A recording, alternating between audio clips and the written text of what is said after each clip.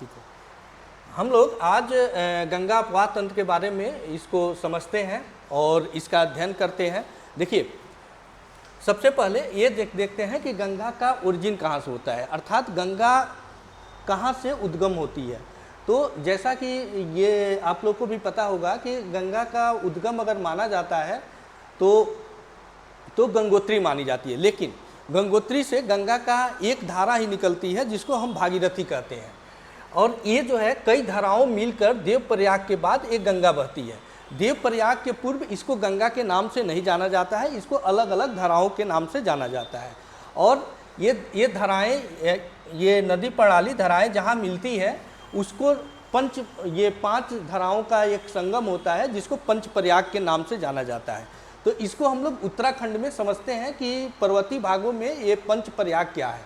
तो देखिए, ये पंचप्रयाग यहाँ से हम शुरू करते हैं। तो सबसे पहले हम अलकनंदा की बात करते हैं जो बद्रीनाथ से निकलती है। यही अलकनंदा 5 धाराओं को सम्मिलित करके लेकर आती है। तो सबसे पहले जहाँ पर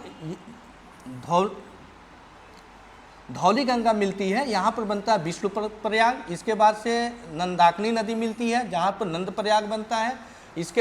इसके बाद से ये अलकनंदा आगे बढ़ती है, फिर पिंडर नदी मिलती है जहाँ पर कर्ण प्रयाग बनता है। इसके बाद से केदारनाथ से के उत्तरी भाग से उस ग्लेशियर से मंदाकिनी का उद्गम होता है और ये रुद्रप्रयाग, यहाँ पर इसके संगम को रुद्रप्रयाग कहा जाता है।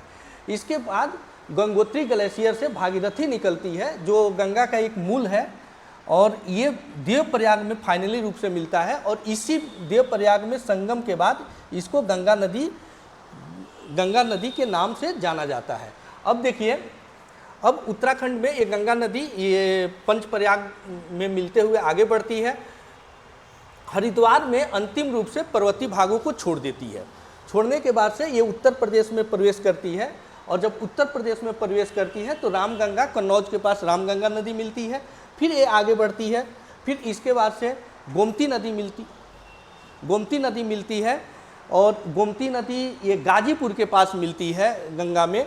फिर ये आगे उत्तर प्रदेश को सिंचित करती हुई, मध्य भाग को सिंचित करती हुई आगे बढ़ती है।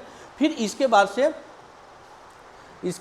बाद से यमुना नदी, इलाहाबाद में यमुना नदी जो यमुनोत्री ग्लेशियर से निकल कर आती है, ये इलाहाबाद में यहाँ पर मिलती है।